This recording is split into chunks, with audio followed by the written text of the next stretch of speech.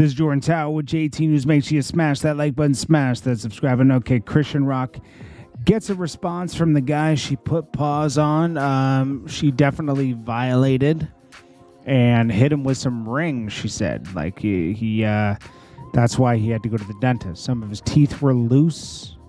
He should have documented the damage, though, because he was so adamant about not filming himself. Now he's on camera. It doesn't... I guess it looks kind of crazy. But let's see.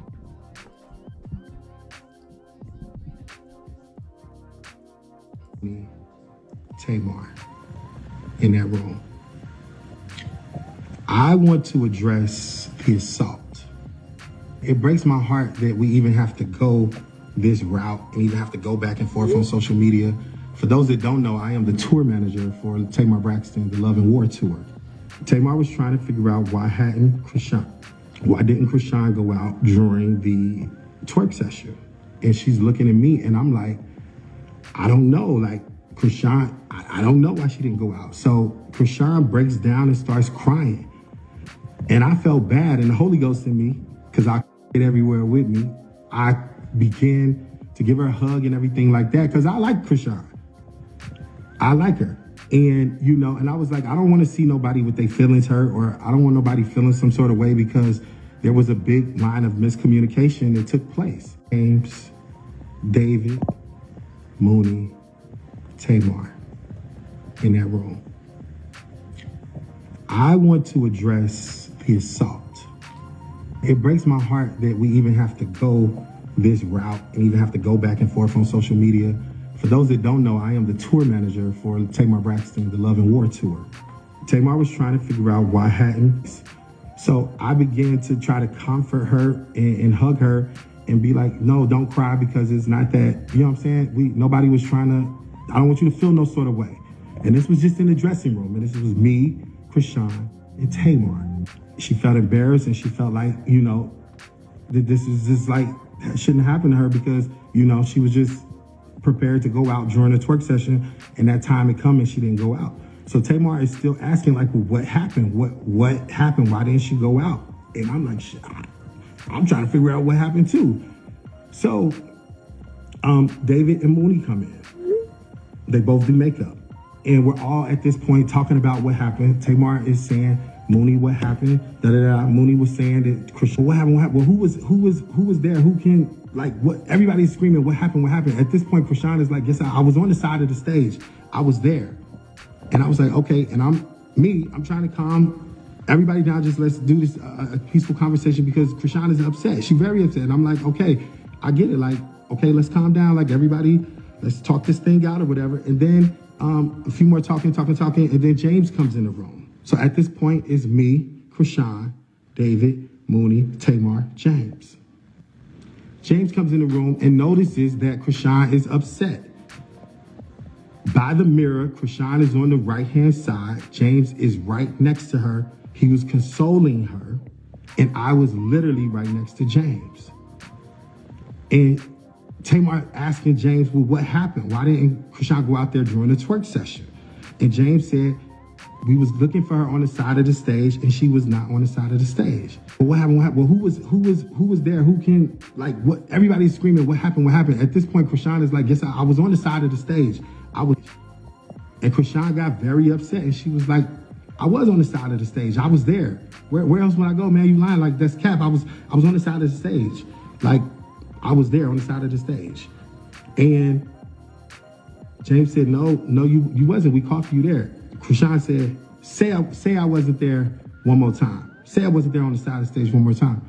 James was like, I'm telling you, we was calling you and you bop, bop, bop, bop. I'm like, oh shit. Literally happened just like that. And here I am, like, this girl just hit this boy a couple of times with them big ass rings on her finger. And I'm just like, no, this is not happening. This is not happening. This is not. So yeah, she's guilty. Lock her up. Then we got Ice Spice gets a tramp stamp.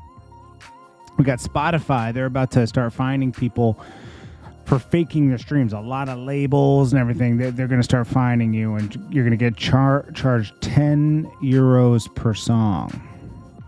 That's not enough. Then we got Terrence Howard says he only got paid $12,000 for Hustle and Flow. That's impossible. Like, I think the minimum $60,000 was SAG, and he's definitely in SAG, which is like it protects actors. I don't know, but I'm sure you got paid a low amount of money, so they never got any royalties. So they should pay royalties. Then we already talked about YNW Melly trial has been delayed February 5th, 2024. And another YNW member says, sorry, kid. They're probably going to try to get YNW Portland to go against him.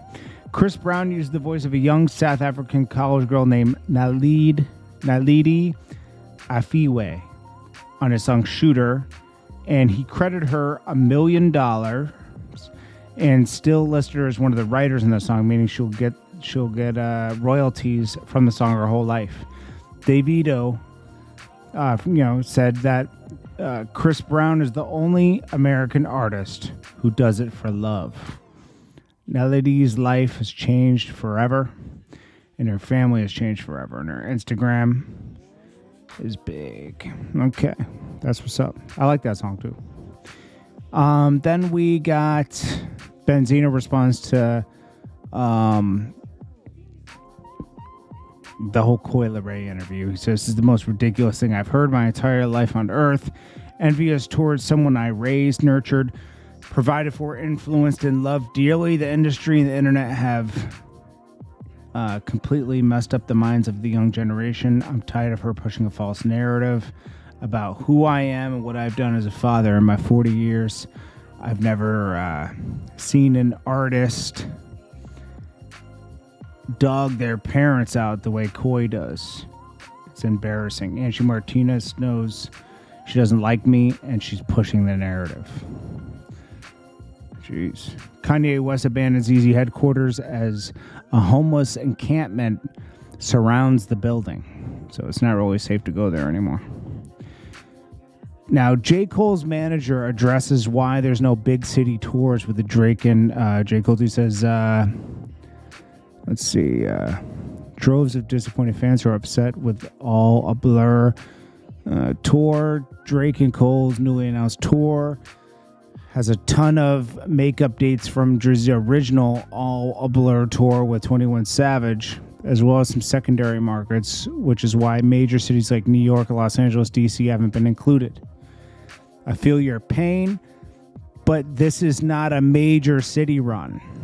It's for secondary markets. You should just add the dates. It's not that hard to make more money. Then we got Future.